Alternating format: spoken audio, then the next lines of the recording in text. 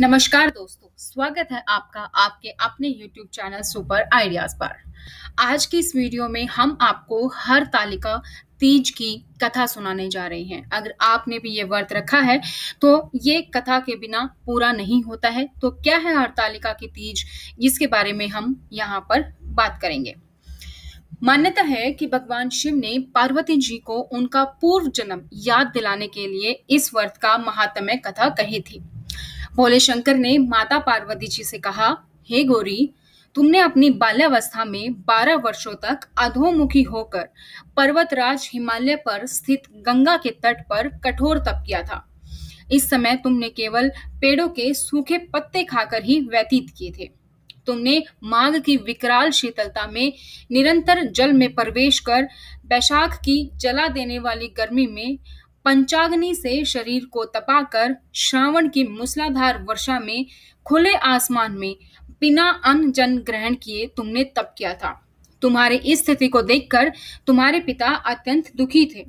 फिर एक दिन पिता के कलेश और तुम्हारी कठोर तपस्या को देख नारद जी भी तुम्हारे घर आए। नारद जी ने कहा, गिरिराज, मुझे भगवान विष्णु ने भेजा है। आपकी पुत्री ने कठोर तप किया है।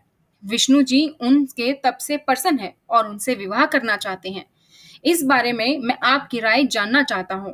यह सुनकर गिरिराज खुश हो उठे और बोले, श्रीमान, अगर स्वयं भगवान विष्णु मेरी कन्या से विवाह करना चाहते हैं तो मुझे कोई आपत्ति नहीं है। वे तो साक्षात ब्रह्म हैं। नारद जी तुम्हारे पिता की स्वीकृति पाकर विष्णु जी के पास लौट गए। उन्होंने विष्णु जी का ब्याह निश्चित होने का समाचार सुनाया, लेकिन जब यह बात तुम्हें पता चली तो तुम अत्यंत दुखी हो गई। तुम्हारी यह दशा देखकर तुम्हारी सखी ने उस विक्षिप्तता का कारण जानना चाहा। इस पर तुमने अपनी सखी को बताया, मैंने सच्चे हृदय से भगवान शिव शंकर का वरण किया है, लेकिन मेरे पिता ने विष्णु जी के साथ मेरा विवाह निश्चित कर दिया है। मैं क्या करूं? मैं धर्म संकट में हूँ। प्राण त्यागने के अलावा और कोई उपाय बाकी नहीं है। लेकिन तुम्हारी सखी बहुत समझदार थी। उसने कहा, सखी, यह कोई उपाय नहीं है। इस समय तुम्हें धैर्य से काम लेना होगा। नारी के जीवन की सार्थकता इसी में है कि वो पति रूप में जिसे दिल से स्वीकार करे उसी के साथ जीवन निर्वाह करे। मैं तुम्हें एक ऐसी जगह या घनघोर जंगल में ले जाती हूँ जहां तुम्हारे पिता नहीं पहुंच पाएंगे। साथ ही यह साधना सतली भी होगी। यहाँ तुम साधना करना, भगवान तुम्हारी हर इच्छा करेंगे। तुमने ऐसा ही किया। तुम्हें न पाकर तुम्हारे पिता अत्यंत व्याकुल हो गए। वो सोचने लगे कि तुम कहाँ जा सकती हो, क्योंकि वो तुम्हारा विवाह भगवान विष्णु जी के साथ करने का वचन दे चुके थे। कुछ ही देर में विष्णु जी बारात लेकर तुम्हारे घर पहुंचने वाले थे। तुम्हारे पिता को लगा कि अगर वो आ गए और तुम न मिली तो क्या होगा। ऐसे में गिरिराज ने तुम्हारी खोज शुरू करवा दी।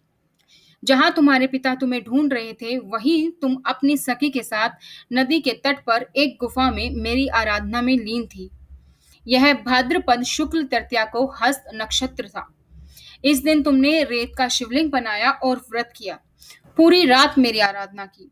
तुम्हारी कठोर तपस्या और कष्टों से मेरा आसने डोलने लगा। मेरी समाधि तक टूट गई।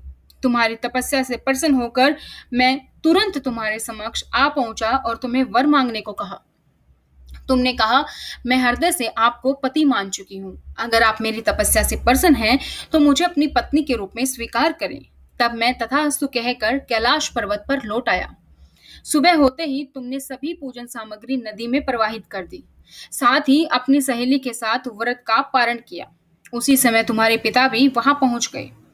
उन्होंने तुमसे तपस्या का उद्देश्य पूछा। वो तुम्हारी हालत देखकर अत्यंत दुखी थे। तुमने उनके आंसू पोंछते हुए कहा, पिताजी, मैंने अपने जीवन का ज्यादातर समय कठोर तपस्या की है। मैं महादेव को पति के रूप में पाना चाहती हूँ, लेकिन आप मेरा विवाह विष्णु जी से तय कर चुके हैं। इसलिए मैं घर को त्याग कर आराध्य की खोज में निकल गई। मैं इस कसौटी में खरी उतर चुकी हूँ। अगर आप मेरा विवाह विष्णु जी के बजाय महादेव से करेंगे तो ही मैं आपके साथ घर वापस आऊंगी। शिवजी ने पार्वती जी को बताया कि तुम्हारी इस शर्त को गिरिराज मान गए और तुम्हें घर ले आए। कुछ समय बाद हम दोनों का विवाह संपन्न किया गया। शिवजी ने कहा, हे पार्वती, भाद्रपद की शुक्ल तृतीया को तुमने मेरी आराधना कर व्रत किया था, इसी वजह से ही तुमसे मेरा विवाह हो पाया। इस व्रत का महत्व यह है कि जो भी कुंवारी कन्या इस व्रत को करती है, मैं उसे मनवांछित फल देता हूँ। इसीलिए युवती को यह व्रत पूरी निष्ठा और आस्था के साथ करना चाहिए। ये थी दोस्तों हरतालिका की तीज, जिसके सुनने पर से आपको फल मिलता है। तो दोस्तों, इसी तरीके की अपडेट्स पाने के लिए अगर अभी तक आपने हमारे YouTube चैनल को सब्सक्राइब नहीं किया है तो सब्सक्राइब करें और बेल आइकन को प्रेस करना ना भूलें, ताकि जैसी वीडियो अपलोड होती है उसकी नोटिफिकेशन आप लोगों को मिल जाए। जय श्री महादेव, जय मां पार्वती, बम बम भोले, जय शिव शंकर।